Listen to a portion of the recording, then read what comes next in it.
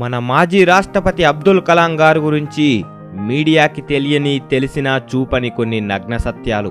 మన జీవితంలో ఇంకో కలాంను చూడలేం. పిఎం నాయర్.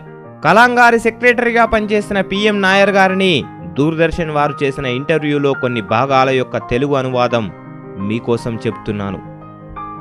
కలాం గారు భారత రాష్ట్రపతిగా వివిధ దేశాలు పర్యటించినప్పుడు ఆయనకు ఆయా దేశాల వారు ఇచ్చిన బహుమతులను తిరస్కరిస్తే అది వారి దేశాన్ని అవమానించినట్టు వారు బాధపడతారని, అది మన దేశాన్ని ఇరకాటంలో పెడుతుందని వాటిని తీసుకునేవారు. ఇండియా తిరిగి రాగానే వాటికి ఫోటో తీయించి వాటికి ఒక క్యాటలాగ్ తయారు చేయించి అన్ని ఆర్కైవ్స్లో భద్రపరిచేవారు. ఆయన రాష్ట్రపతి భవన్ విడిచి వెళ్లేటప్పుడు ఒక పెన్సిల్ కూడా వాటిలో నుండి తనతో తీసుకెళ్లలేదు. 2002లో రంజాన్ జూలై ఆగస్టు నెలలో వచ్చింది. మన దేశంలో రాష్ట్రపతి ఇఫ్తార్ విందు ఇవ్వడం ఆచారం. ఒకరోజు కలాం గారు నన్ను పిలిచి ఇఫ్తార్ విందుకు ఎంత ఖర్చు అవుతుందని అడిగారు. దాదాపు 22 లక్షలు ఖర్చు అవుతుందని చెప్పాను. బాగా స్తోమత ఉన్నవారికి విందివ్వడం కోసం అంత ఖర్చు పెట్టడం అనవసరం. ఆ సొమ్మును పేదవారికి బ్లాంకెట్లు, బట్టలు, ఆహారం ఇవ్వడం కోసం కేటాయించండి అని అనాథాశ్రమాలకు ఇవ్వమని చెప్పారు. అనాథాశ్రమాల పేర్లు ఎంపిక చేసే పని కొందరికి అప్పచెప్పారు. అందులో ఆయన ఎటువంటి జోక్యం చేసుకోలేదు. ఎంపిక అయ్యాక నన్ను తన రూములోకి పిలిచి, ఈ ₹1,00,000 నా వ్యక్తిగత సంపాదన, నేనిచ్చే ఈ సొమ్ము విషయం ఎవరికి చెప్పకండి అన్నారు. నేను ఈ విషయం అందరికీ చెప్తాను అంటే ఆయన వద్దు అన్నారు. తాను ఖర్చు పెట్టదగిన సొమ్ము, తన సొమ్ము కూడా ఇలా ఖర్చు పెట్టిన వ్యక్తి ఇంకొకరు లేరు. ఇఫ్తార్ పార్టీ ఇవ్వని నికార్సైన ముస్లిం రాష్ట్రపతి శ్రీ అబ్దుల్ కలాం. కలాం గారికి తన మాటలకు అందరూ ఎస్ సార్ అనాలి అనే నైజాం లేదు. ఒకరోజు సుప్రీంకోర్టు ప్రధాన న్యాయమూర్తి గారితో చర్చల సందర్భంగా ఏమంటావు నాయర్ అని నన్ను అడిగారు. నో సార్ అన్నాను. కలాం గారు మౌనంగా ఉండిపోయారు. మీటింగ్ అయ్యాక ప్రధాన న్యాయమూర్తి గారు నన్ను పిలిచి, అలా నో అన్నారేంటండి అన్నారు. ఆయన తరువాత నన్ను నా అభిప్రాయం చెప్పమని అడుగుతారు సార్.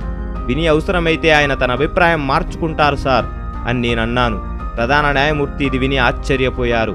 కలాం గారు ఒకసారి తన బంధువులను సుమారు 50 మందిని రాష్ట్రపతి భవన్కు అతిథులుగా పిలిచారు. వారికి ఢిల్లీ చూపడానికి ఒక బస్సును ఆయన బుక్ చేయించారు. దానికైన ఖర్చును ఆయన చెల్లించారు. ఒక అధికారిక వాహనం కూడా ఆయన వారికి కేటాయించలేదు. వారి కోసం ఆయన ఖర్చును లెక్క కట్టించారు. అది సుమారు 2 లక్షలైంది. ఆ 2 లక్షలు ఆయన చెల్లించారు. ఈ దేశ చరిత్రలో ఇటువంటి సంఘటన ఇంతకు ముందు ఎప్పుడూ జరగలేదు. ఆయన అన్నయ్యను ఒక వారం రోజులు తనతో పాటే అట్టే పెట్టుకున్నారు. ఆ రోజులకు ఆయన అద్దె చెల్లిస్తానంటే మాత్రం ఎవరూ ఒప్పుకోలేదు. ఒక రాష్ట్రపతి తన అన్నయ్యను తనతో పాటు అట్టే పెట్టేసుకున్నందుకు తన నివాసానికి తానే అద్దె చెల్లించాలనే నిజాయితీని మేము భరించలేమని మేము ఒప్పుకోలేదు. ఆయన రాష్ట్రపతి భవన్ వదిలి వెళ్లే ముందు అందరము ఒక్కొక్కరుగా కుటుంబాలతో వెళ్లి కలిశాం. అందరినీ పేరు పేరునా పలకరించారు. ఒకసారి నా భార్య కాలు విరిగినందువలన నాతో రాలేకపోయింది. ఆయన అడిగారు, నీ భార్య ఎందుకు రాలేదు అని. నేను కారణం చెప్పాను. మర్నాడు మా ఇంటి ముందు పోలీసులు ఏమిటి హడావుడి అని అడిగితే రాష్ట్రపతి గారు మా ఇంటికి వస్తున్నారని చెప్పాను. ఇంతవరకు ప్రపంచంలో ఏ దేశాధినేత తన వద్ద పనిచేసే ఒక ఉద్యోగి భార్య కాలు విరిగిందని తెలిసి అతడి ఇంటికి వెళ్ళామని పరామర్శించినట్టు చరిత్రలో ఎక్కడా జరగలేదు.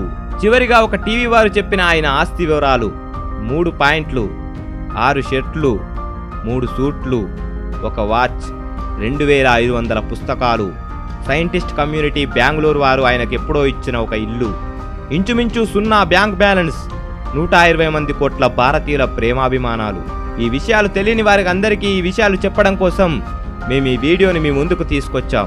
ఇటువంటి ఉన్నతమైన వ్యక్తిత్వం కలిగిన మహానుభావుని స్టోరీతో ఒక మూవీ తీస్తే దాని ద్వారా లక్షలాది మంది అబ్దుల్ కలాంలు తయారవుతారు. నాయకులు, అధికారులు వీరిని అనుసరిస్తే ప్రభుత్వ సొమ్ము దుర్వినియోగం కాదు. మన దేశంలో సగం రాబడి నాయకులకే తరిగిపోతుంది. మిగిలినది బడ్జెట్ పేరుతో, పథకాల పేరుతో నొక్కేస్తున్నారు.